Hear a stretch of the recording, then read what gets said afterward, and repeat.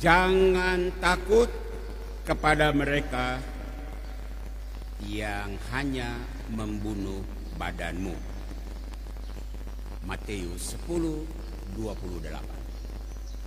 Bapak-bapak, ibu-ibu, saudara-saudari, dan anak-anak umat Paroki Katedral, umat Tiga Raja, dan umat Santa Cecilia, bahkan umat manapun atau siapapun yang saat ini sedang mengikuti siaran dari Gereja Katedral. Jangan takut. Jangan takut. Kata-kata Yesus ini, seruan Yesus ini ditujukan kepada 12 murid 2000-an tahun yang lalu. Jangan lupa kata-kata yang sama itu juga ditujukan kepada kita abad ini, termasuk kita di Timika, termasuk kita di Papua, termasuk kita di Indonesia. Jangan takut. Sebuah teguran bagi mereka yang tidak punya nyali untuk omong tentang kebenaran. Tapi bisa juga peneguhan. Jangan takut, itu peneguhan bagi calon-calon nabi yang berani bersuara. Calon-calon nabi pemberani abad ini. Dalam konteks berani bersuara, menyampaikan kebenaran, hari Minggu ini saya ingin mengangkat seruan 57 imam asli Papua pada hari Senin tanggal 8 Juni minggu lalu di rumah Imam Projo Keuskupan Jayapura. Judul dari seruan itu, seruan para pastor Katolik pribumi dari 5 keuskupan seregio Papua. Sebuah seruan yang amat berani. Isinya 3 poin. Poin pertama tentang rasisme. Poin kedua tentang menolak ketidakadilan. Dan poin yang ketiga, menolak segala bentuk kekerasan kepada umat Tuhan di tanah Papua. Saudara, saya minggu ini mau membatasi diri hanya pada poin yang pertama yang diangkat para imam pribumi, yakni masalah rasisme. Rasisme yang menjadi kausa prima sejumlah peristiwa kekerasan di Papua,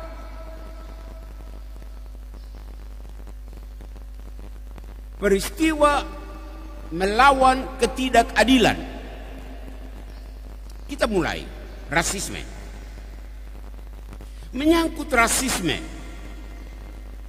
saya berangkat dari kasus pemicunya, yaitu kasus Surabaya 16 Agustus 2019. Mahasiswa Papua diteriaki monyet. Ayolah, coba dengan kepala dingin dan akal sehat, saudara coba renungkan.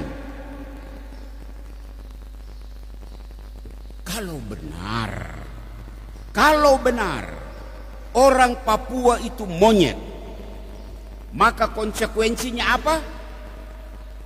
Sangat dahsyat. Di sini saya mengikuti semua yang ada di Facebook dan saya mencatat isi Facebook dari seorang anak Papua.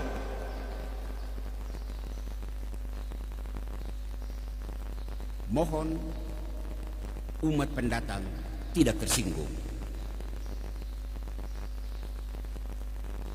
Kalau mahasiswa Papua itu monyet, artinya monyet cari ilmu di Surabaya. Dengar baik-baik. Monyet cari ilmu di Jawa, monyet cari ilmu di Sulawesi, monyet cari ilmu di Sumatera, monyet cari ilmu di Kalimantan, monyet cari ilmu di Maluku. Sementara, dan ini jangan tersinggung, sementara manusia Jawa, manusia Sulawesi, manusia Maluku, manusia Sumatera datang mencari makan di tempat monyet. Membaca SMS itu saya malu. Saya malu sekali. Pikir dan renungkan. Orang waras pasti malu disebut cari makan di tempat monyet. Nila setitik merusak susu sebelanga. Mulut satu anak, satu orang, beberapa orang Surabaya merusak susu sebelanga Jawa, susu sebelanga orang pendatang. Lebih malu yang mana? Monyet cari ilmu di tempat manusia atau manusia cari makan di tempat monyet? Jangan, sekali lagi, jangan tersinggung. Ini konsekuensi logis sebuah ucapan rasis. Pertama. Yang kedua, saya ingin menyapa bagian pemerintahan. Pemerintah kita di pusat maupun di daerah all out mengeluarkan dana besar untuk membangun jalan di Papua, pendidikan di Papua, kesehatan di Papua.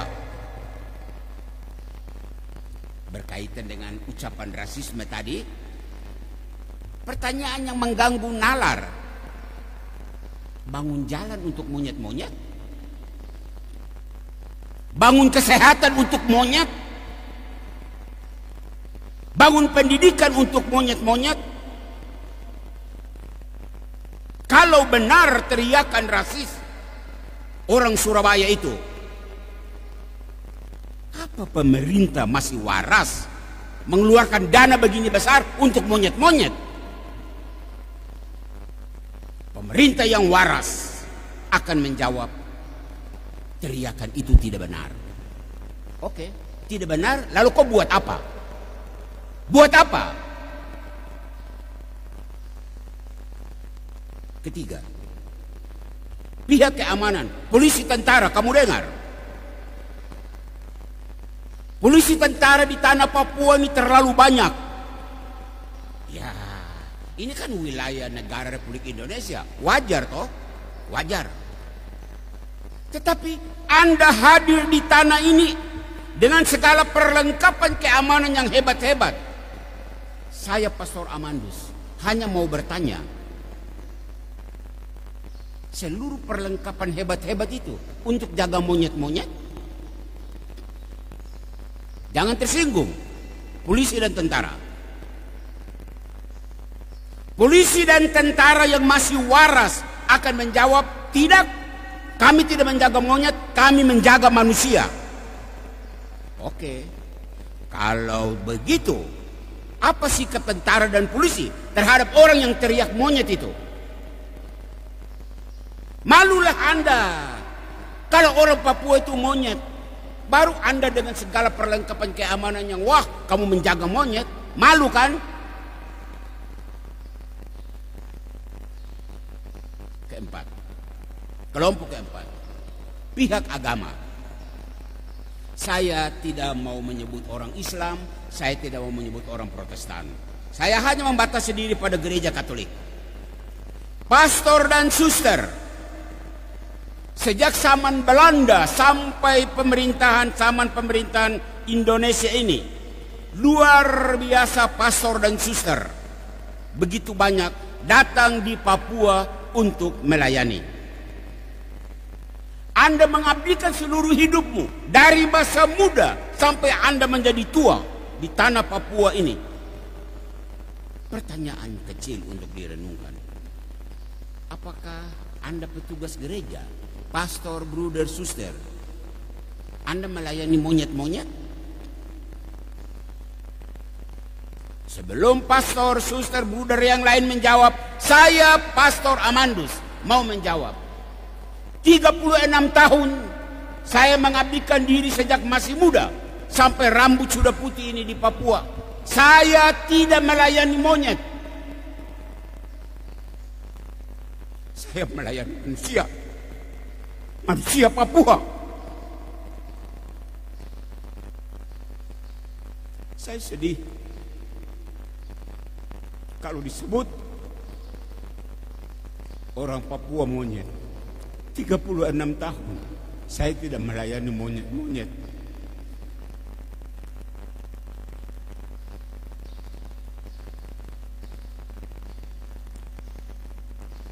Kelima, terakhir, anak cucu guru-guru perintis. Kamu pasang telinga dengar baik-baik. Kamu pernah mendengar cerita dari kamu punya orang tua, kamu punya tete nenek, pertama kali datang di Papua tahun 20-an, tahun 30-an. Mereka bercerita bahwa mereka bertemu monyet-monyet. Apakah kamu mendengar cerita bahwa orang tuamu datang mengajar monyet-monyet? Tidak, bukan? Kalau tidak, anak cucu perintis, jangan diam. Buat sesuatu dong untuk saudara-saudaramu orang Papua. Di sini gereja Katolik yang masih waras, gereja harus membantah. Masa gereja bekerja keras hanya untuk melayani monyet-monyet? Saudaraku yang terkasih, Bapak, Ibu, dan anak-anak, kalau semua pihak tidak setuju dengan labelisasi monyet untuk orang Papua, lalu mengapa selama ini kita diam? Mengapa? Bagi orang Kristiani, Katolik maupun Protestan, hari ini Yesus bersabda di dalam Injil, apa yang dibisikkan ke telingamu, beritakanlah itu dari atas atap rumahmu. Matius 10:27b. Syukur pastor-pastor pribumi Papua yang berjumlah 57 orang, minggu lalu mereka sudah bersuara. Kenapa hanya pastor asli Papua bersuara? Karena gereja tidak bicara, karena gereja besar ini diam, maka anak-anak Papua bersuara. Di mana suara petugas gereja yang lain? Di mana suara hierarki gereja? Ingat kekuatan besarmu. Kalau gereja-gereja kecil, gereja-gereja lokal, katakanlah saudara-saudara kita Protestan, itu gereja lokal, mereka bersuara gampang untuk dibungkam. Tetapi kalau gereja universal yang satu, kudus, Katolik dan Apostolik, kalau gereja universal itu bersuara, sulit dibungkam. Kenapa? Bunyi di Timika, bunyi di Jayapura, bunyi di Jakarta, bunyi di Roma, bunyi di seluruh dunia. Pakai kekuatan ini, pakai kemampuan ini untuk mendampingi saudara-saudaramu Papua yang terhina, yang dihina, yang tergeser, yang digeser. Ini bukan hanya masalah orang Papua, ini masalah kemanusiaan. Orang Papua itu manusia. Nabi Yeremia dalam bacaan yang pertama tadi kita dengar, Nabi Yeremia menjadi tokoh inspiratif. Yeremia menderita, Yeremia dikejar, Yeremia dianiaya karena ia melaksanakan tugas kenabian menjadi corong untuk menyuarakan nasib bangsa Israel yang tertindas di tanah pembuangan. Yeremia tampil luar biasa. Lah kita bagaimana? Sebagai anggota gereja, kita semua jemaat Kristiani, Papua non Papua, kita semua dituntut untuk hadir sebagai nabi di zaman ini. Faktanya apa? Banyak orang takut bersuara, takut tampil di depan. Banyak umat khawatir akan nasib duniawinya, takut kariernya, takut omong, nanti dimusuhi, nanti dijauhkan, proyek tidak dapat karena melawan mainstream. Asap dapur tidak mengepul, keluarga makan apa? Untuk orang semacam ini yang berpikiran semacam ini hari ini Yesus menyapa Anda. Jangan takut kepada mereka yang membunuh badanmu tetapi tidak berkuasa membunuh jiwamu. Matius 10:28. Gereja harus berani karena ada dasar. Wilayah gereja adalah wilayah moral. Wilayah moral itu apa? Keadilan dan kebenaran.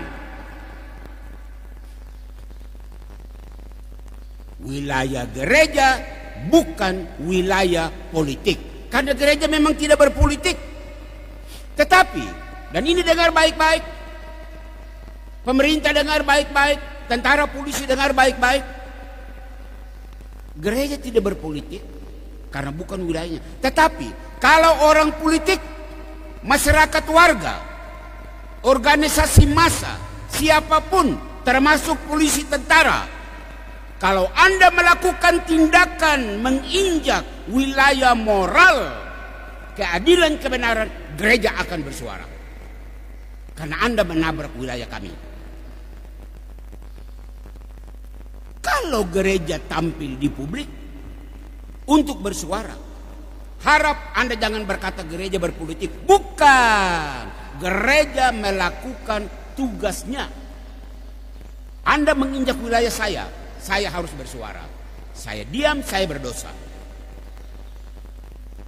Akhirnya, Bapak-bapak, Ibu-ibu, saudara-saudari, anak-anak, dan siapapun yang mengikuti siaran ini, dari mimbar gereja katedral ini, atas dasar firman hari ini,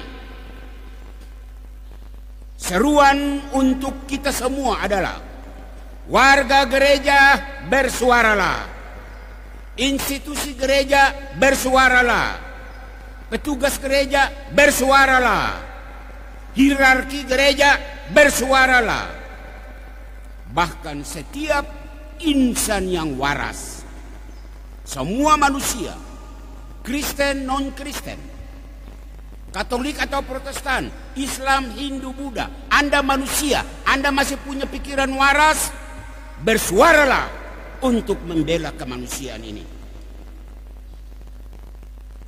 Apa yang dibisikkan di telingamu, beritakanlah itu dari atas atap rumahmu.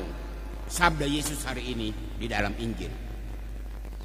Jangan takut kepada mereka yang membunuh badan tetapi tidak berkuasa membunuh jiwamu.